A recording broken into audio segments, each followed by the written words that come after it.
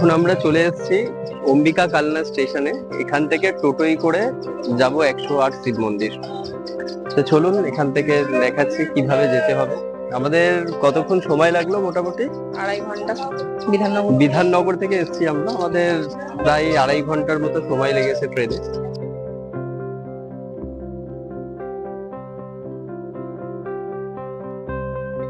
বলছি এখান থেকে শিব মন্দির যেতে আমাদের কতটা সময় লাগবে এবং কত করে ভাড়া? এখান থেকে আপনার শিব মন্দির যেতে আপনার ওই 5-7 মিনিট লাগবে, আর ভাড়া 10 টাকা করে ভাড়া। আচ্ছা, আর আপনি যে রিজার্ভের ব্যাপার বলছিলেন ওটা কি?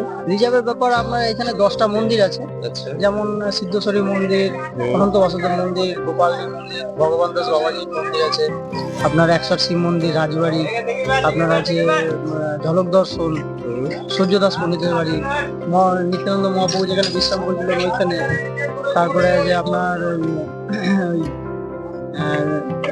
ভবপাগলার মন্দির, এগুলো 10টা মন্দির আছে।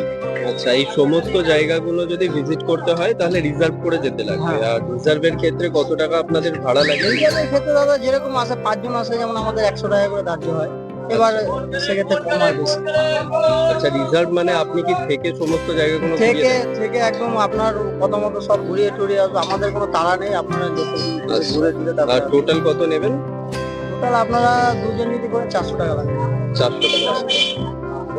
Thank you. সেদিন ছিল শ্রাবণ মাসের প্রথম সোমবার। সেই উপলক্ষে আমরা চলে গিয়েছিলাম প্রায় 200 বছরেরও বেশি প্রাচীন শিব মন্দিরে, অম্বিকা কালনায় অবস্থিত নবকৈলাস শিব মন্দির, যা কালনা 108 শিব মন্দির নামে পরিচিত। মা কালীর অম্বিকা অবতারের নাম অনুসারে জায়গাটির নাম হয়েছে অম্বিকা কালনা। 1809 খ্রিস্টাব্দে রাজা তেজচন্দ্র বাহাদুর এই ঐতিহাসিক মন্দিরটি স্থাপন করেন, যা বর্তমানে একটি হেরিটেজ সাইট হিসেবে বিবেচিত হয়েছে এবং এর রক্ষণাবেক্ষণের দায়িত্বে রয়েছে আর্কিওলজিক্যাল সার্ভে অফ ইন্ডিয়া। মন্দিরটি 108টি ছোট ছোট মন্দির নিয়ে তৈরি, দুটি সমকেন্দ্রিক বৃত্তের মাধ্যমে বিন্যস্ত, যা একটি পবিত্র জপমালার অনুরূপ। মন্দিরের বাইরের বৃত্তে রয়েছে 74টি অষ্টচালার মন্দির, যার প্রত্যেকটিতে একটি করে শিবলিঙ্গ স্থাপন করা আছে, যেগুলির একটি কালো এবং একটি সাদা। কালো শিবলিঙ্গ শিবের রুদ্র রূপের প্রতীক ও সাদা শিবলিঙ্গগুলি শিবের শান্ত রূপের প্রতীক। ভিতরের বৃত্তটি 34টি শুভ্র শিবলিঙ্গ নিয়ে তৈরি। মন্দিরটি এমনভাবে তৈরি যে বৃত্তের কেন্দ্রস্থলে দাঁড়ালে প্রত্যেকটি মন্দিরকে সমানভাবে দেখা যায়। মন্দিরের বিপরীত দিকে আছে রাজবাড়ি প্রাঙ্গণ।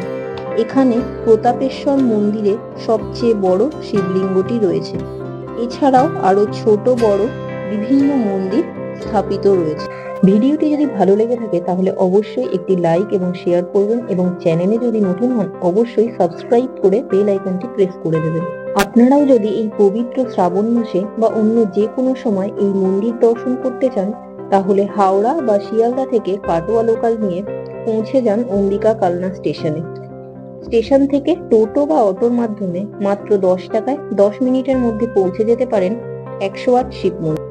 ভিডিওটি সম্পূর্ণ দেখার জন্য অসংখ্য ধন্যবাদ।